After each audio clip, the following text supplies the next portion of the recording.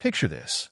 A man named Daniel walks into his cousin's traditional wedding wearing a senator outfit so wrong, so painfully wrong, that the DJ actually paused the music. The auntie stopped mid-dance. Someone's grandmother pulled out her phone, not to record the couple, but to record him. By the time the reception ended, Daniel had become a meme in 3 different WhatsApp groups before he even got home. That, my friends, is what happens when you choose your senator the wrong way. And today, I'm going to make sure that never happens to you. Welcome back to Fashion Style Home, your one-stop hub for elegant and timeless African fashion. If this is your first time here, welcome. We're happy to have you. Before we go any further, tap that like button right now and drop a comment telling us where you're watching from today. I read every single one, and trust me, by the end of this video, you're going to want to comment anyway, because there's a twist coming that nobody sees coming. Now, back to Daniel. Daniel wasn't a careless man. He was actually the kind of guy who planned everything: his finances, his career, his gym schedule. But when it came to fashion, he had one philosophy: any senator is senator. He walked into a market 3 days before the wedding, pointed at the first fabric that caught his eye, and told the tailor, just make it fast. No measurements taken properly. No real conversation about design. No thought about the occasion at all. Big mistake number 1. See, here's the first thing you must consider when choosing your senator wear: the occasion itself. A wedding is not a burial. A naming ceremony is not a corporate dinner. Every event has a personality, and your senator wear needs to match that personality. Daniel's fabric was heavy, dark, almost funeral-like, at a wedding filled with gold, laughter, and celebration. He looked like he'd wandered into the wrong event entirely. People genuinely asked him, sorry, who died? Painful, but it gets worse. The second thing Daniel ignored was fit and tailoring. He grabbed measurements from an old outfit instead of getting fresh ones. Result? Sleeves stopping awkwardly at his forearm, like he was expecting rain, and a fitting so tight around the chest that every time he raised his hand to greet someone, you could hear fabric quietly screaming for its life. A good senator outfit should move with you, not against you. Fit is not decoration, it's dignity. Now here's where the story takes its first real twist. Daniel's younger sister, Grace, had actually warned him. She'd told him a week earlier, please, let me help you choose something proper. But Daniel, full of confidence, brushed her off. I know fashion, Grace. I've been wearing senator since secondary school. Famous last words. At the wedding, humiliated, Daniel finally called Grace in the middle of the reception, practically begging for help. And what Grace told him next is exactly the third thing you need to consider: color psychology and skin tone harmony. Grace explained that not every trending color suits every person. Daniel had chosen a murky olive green because he saw it on a celebrity online. But that color, against his particular skin tone and the lighting of an outdoor event, made him look washed out and tired, like he hadn't slept in days. Meanwhile, his own cousin, the groom, wore a rich wine red with gold trimmings, and he practically glowed on camera all night. Same fabric quality range, completely different impact, because color was chosen with intention. Here's the twist, though. Grace hadn't just been giving advice from nowhere. Grace, unknown to Daniel, had quietly been studying fashion design online for the past year. Nobody in the family knew, not even their parents. She'd been designing outfits secretly for friends, building a portfolio, dreaming of one day starting her own label.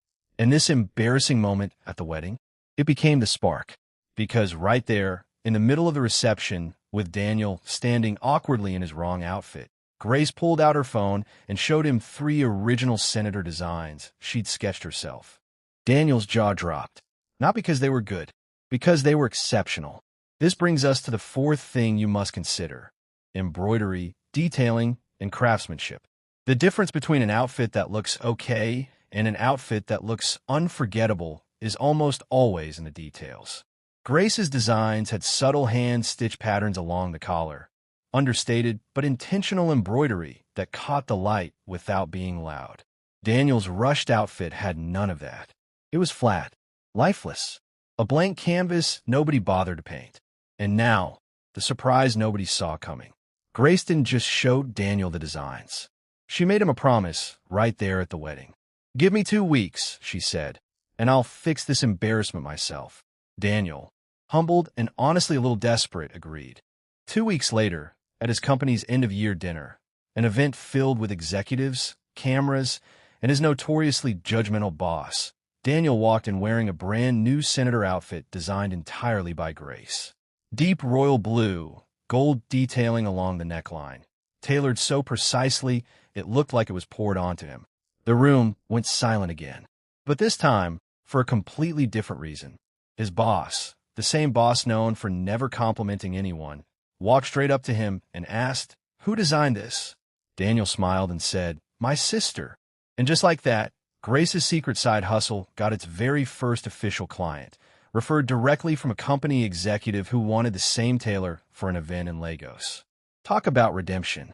Which brings us to the fifth and final thing to consider when choosing your senator wear: personal identity and comfort.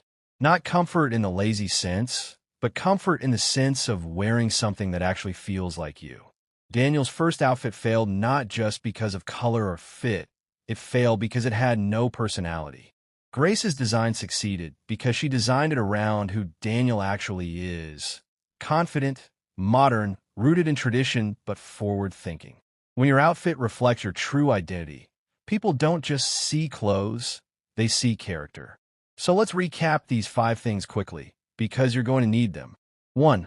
Always match your outfit to the occasion. 2. Prioritize fit and tailoring over speed. 3. Choose colors that harmonize with your skin tone and setting, not just what's trending. 4. Never underestimate the power of embroidery and craftsmanship. And 5.